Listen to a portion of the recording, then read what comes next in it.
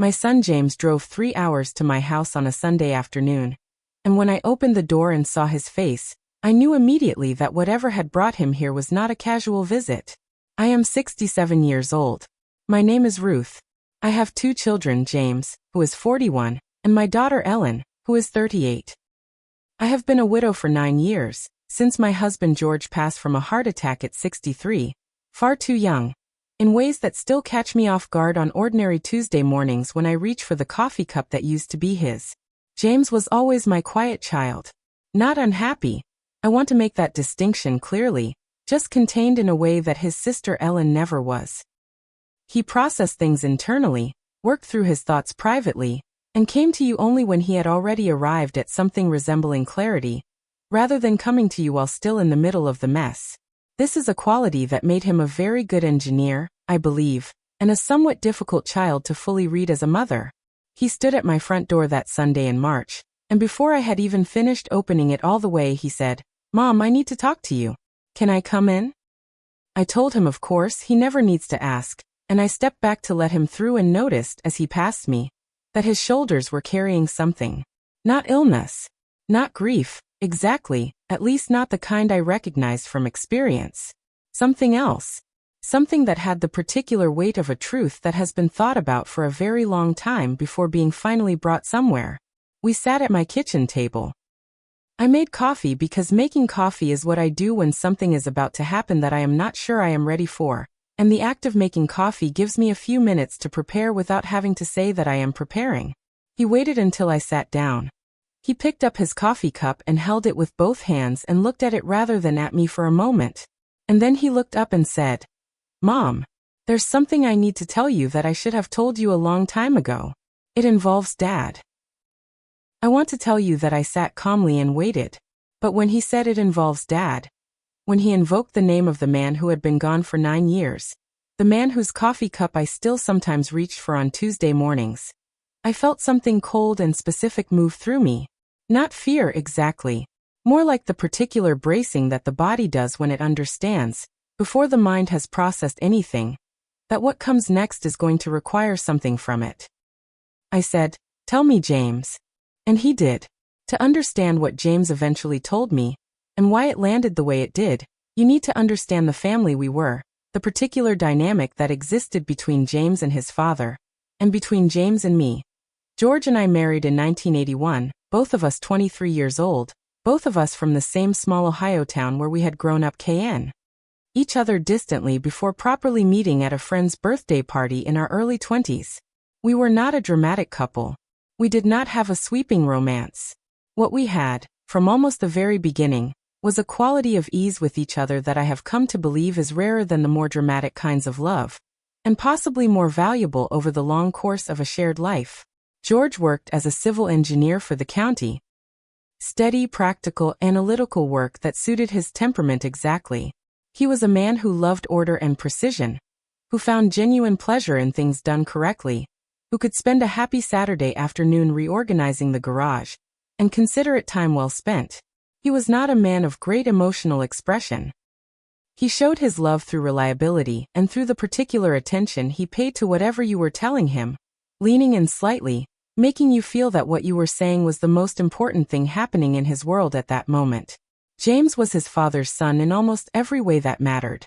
Same analytical temperament, same love of precision, same tendency to process internally rather than express outwardly.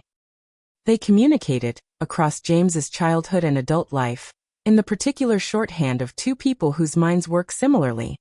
Conversations that covered a great deal of ground in few words, silences that were comfortable rather than strained. Ellen, my younger child, was entirely mine, warm, expressive, talkative, the kind of daughter who called me 3 times a week simply because she had things to share and I was the person she most wanted to share them with. The kind of daughter who cried at commercials, and wasn't embarrassed about it, and thought other people who didn't cry at commercials were missing something. James and Ellen were close in their own way. A sibling closeness built from shared childhood rather than matching temperament. They didn't always understand each other's approach to things, but they were loyal to each other with the kind of bone-deep loyalty that comes from having grown up in the same house, with the same parents, eating dinner at the same table for 18 years. George passed away in 2016. He was 63 years old. He died of a sudden heart attack on an ordinary Thursday morning. He had been getting ready for work, and he simply didn't make it to the car. I found him in the hallway. I will not describe those hours in any more detail than that. James was 31 when his father died. Ellen was 28. The grief affected each of them differently, as grief almost always does. Ellen's was immediate, expressed, flooding outward. James's was interior, contained, visible only in the particular quietness that settled over him in the months that followed. A quietness deeper than his ordinary quiet, something more like a door closing. I asked him, in the year after George died, how he was doing. He told me he was fine and managing. And thinking about his father a lot. He said it in the careful, measured way he said most things, and I accepted it at face value the way I had always accepted James's careful self-reports, trusting that he would come to me if and when he needed to. I did not understand at the time that something very specific was happening inside James during those months of grief. Something that had nothing to do with the ordinary work of mourning a father. Something that had been happening quietly for years before George died, and that his father's death had both complicated and eventually made necessary to address. I would not learn what that something was for 5 more years. Not until that Sunday in March when he drove 3 hours to sit at my kitchen table and tell me what he had been carrying. James had always been private about his personal life. I want to say this clearly before I describe anything that followed, because I think it matters to understanding the particular dynamic between us on this subject. From his mid-20s onward, when most of my friends' children were settling into relationships and marriages that became regular topics of family conversation, James simply did not bring his personal life to our family table in the same way. He dated. I knew that, in the general sense that a mother knows things about her adult children without being told directly. But he never brought anyone home, never mentioned anyone by name, deflected my occasional careful inquiries with good-natured brevity in a way that I had come to understand, across the years, as simply his way. His personal life was his, and the boundary he had drawn around it, though never explicitly stated, was consistently maintained. I told myself this was simply James's nature. He was a private person. Not everyone brings their personal life to family gatherings. Not everyone introduces their partners to their mother on a particular timeline that matches their mother's curiosity. Ellen, I know now, understood more than I did. She knew certain things about James's life that she had kept, out of love and respect for her brother, entirely to herself across the years. She told me, after everything came out, that James had shared things with her in the particular way of a sibling confidence. Information that carries with it the implicit understanding that it stays between the two of you until the person it belongs to is ready to share it further. I do not resent Ellen for this. I want to say that clearly. She was honoring her brother's confidence in exactly the way a good sibling should. What she knew was his to share or not share, on his own terms and in his own time, and she respected that even when respecting it was difficult. In the 2 years before James came to see me that March Sunday, I had noticed some things that he seemed lighter, somehow, than he had been in his 30s. Not dramatically. James was never dramatic, but there was a quality about him during the occasional visits we had, a slightly more open ease in his manner, that I had registered without fully understanding. He laughed more readily. He seemed more present in conversations, less like a portion of his attention was being managed elsewhere. I mentioned this to Ellen once, casually, saying James seemed well lately. She had smiled in a way I could not quite read at the time and said, "He is, Mom. He really is." I had filed this away without examining it further, satisfied simply that my son seemed happy. What I did not know, at the time, was that James's increasing lightness corresponded directly to changes happening in his personal life. Changes that had been building for years, that had arrived at a particular milestone about 18 months before his visit to me, and that he had been working up to sharing with me for the entirety of those 18 months. I also did not know. And this is the piece that complicates everything that follows, the piece that takes this story out of the simple category of a son sharing private information with his mother, and places it into something considerably more weighted. That part of what had kept James from coming to me sooner had nothing to do with how he thought I would respond to his news. That it had everything to do with his father. With something James knew about his father. Something George had shared with James privately, across the final years of his life. Something George had never shared with me. I want to stop here and let you sit with that for a moment, because I think it is important to understand the full shape of what I am trying to describe before I go further. My husband shared something significant with my son, privately, in the years before his death. My son carried this thing, his own information and his father's, through 9 years of my widowhood. And on that Sunday in March, sitting at my kitchen table with his coffee growing cold, he came to finally give me both of those things at once that I did not know, when he began talking, that there were going to be 2 things. I thought I was sitting down for one conversation. I ended up sitting inside 2 of them, each one contained within the other, and the particular way they nested together was what made that afternoon one of the most complicated and ultimately most important afternoons of my life. James told me his own truth first. He told me that he is gay, and that he has known this about himself since his early 20s, and that the life he had been building quietly across the past several years. The lightness I had noticed, the ease in his manner at recent visits, was the life of a man who had finally, after a very long time, allowed himself to live honestly and completely, in his own personal world, as who he actually was. He told me he had been with a man named David for 3 years. He told me David was a structural engineer, careful and kind, and that they had moved in together 8 months earlier, and that James was, by his own description delivered in his characteristically understated way, genuinely happy in a manner he was not sure he had been before in his adult life. I want to describe, honestly, what I felt in that first part of the conversation, because I think it matters that I felt primarily a kind of overwhelming, complicated love for my son. The specific love of a mother who looks at her adult child and understands, suddenly, something important about what his particular childhood quietness had actually cost him, and what the careful privacy of his adult years had been in service of, and what it had taken for him to drive 3 hours on a Sunday to finally bring this to his mother's kitchen table. I also felt, underneath that love, a particular sorrow. Not for the information itself, because I want to be clear that James being gay is not something I grieve, not something I wished were different, not something that required any revision of my love for him whatsoever. The sorrow was for the years. For the Sunday dinners where he had sat at this table carrying this quietly. For the occasions when I had probably said some well-meaning, careless thing about wondering when he might settle down, not understanding what those words might have cost him to sit through gracefully. For the weight of what he had carried, silently, for over 20 years, including through the death of his father, including through 9 years of my widowhood, without my ever having been the kind of mother he felt able to bring this to.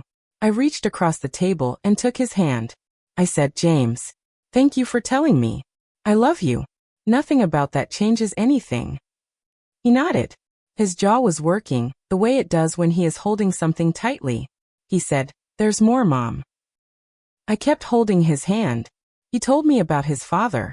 In the final 2 years of George's life, James told me, he and his father had a series of conversations unlike any they had previously had. George, who had been experiencing some health concerns in those final years, minor ones, or so we had believed at the time, had entered a period of unusual reflectiveness that James, who was then in his late 20s and early 30s, had attributed simply to a man in his early 60s taking stock of his life in the way people sometimes do at that age. During these conversations, George had told James something that he said he had never told anyone else. He told James that he understood, better than James might realize, what James was carrying. He told James that he saw him. He told James that whatever James was working through privately, about his own life and his own identity, he did not need to figure it out alone, and that his father's love for him was not contingent on any particular version of who he turned out to be. He told James this without James having explicitly told him anything directly. He simply knew. And he wanted James to know that he knew, and that it was all right. James told me that this conversation with his father, this quiet, oblique, entirely George-like way of offering love and acceptance without requiring confession or discussion, had been one of the most significant things that had ever happened to him. He had not confirmed what his father was acknowledging. He had not needed to. They had simply sat together with a particular understanding between them, and something in James had shifted after that, the particular shift that comes when someone you love makes clear that they see you and accepts what they see. George had also told James one more thing, in a separate conversation that occurred not long before his death. He told James that he had not been able to share this kind of openness with me, with his wife, with James's mother. Not because he believed I would respond badly, he had said, but because he had never, in their marriage, found the particular language or the particular moment to open a conversation that felt, for reasons he apparently could not fully articulate even to himself, difficult to begin. He told James that he hoped, someday, James would find the courage to have the conversation with me that he himself had never quite managed to have. Not to tell me his own story. George did not have his own version of James's story to share, but to give me the chance to know my son completely, which he believed I deserved, and which James deserved to give me, whenever he felt ready. George had, in other words, encouraged James to come out to his mother, from a conversation held in the final months of his own life, and then died before he could know whether James had followed through. James had carried this. His father's quiet encouragement, his father's expressed hope, his father's gentle nudge toward a conversation George himself had not known how to initiate, for the 9 years since George's death. He had carried it through his own gradual process of coming to terms with himself, through the early years of his relationship with David, through the decision to move in together, until finally, 18 months after that milestone, he had driven 3 hours on a Sunday to give me the conversation his father had, from his deathbed, hoped I might one day receive. I sat at my kitchen table, and I thought about George. About the man who had leaned in when you were talking, making you feel like the most important thing in his world. About the man who had never been able to say, directly, many of the things he felt most deeply, but who had found a way, even through death, to try to give the people he loved the gifts he himself had not been able to deliver directly. That I thought about my husband leaving my son with the hope of a conversation. Like a note tucked into a jacket pocket. Like something to be found later, when the time was finally right. I started to cry. Not quietly. Really cry.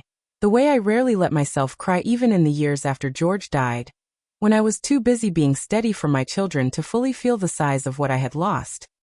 James came around the table and put his arms around me and held me the way he used to hold me when he was very small, before he grew up and grew careful and grew quiet, and for a few minutes we simply held each other in my kitchen with the coffee going cold and the Sunday afternoon light shifting across the floor. That we talked for 4 hours that afternoon. I want to tell you that I did not waste those 4 hours in recrimination or complicated grief, or the kind of prolonged processing that might have made James regret having come. I want to tell you that I found the version of myself that was simply, completely, joyfully ready to receive what my son had brought me, and that everything else fell away naturally. That is mostly true, though not entirely true, and I think the part that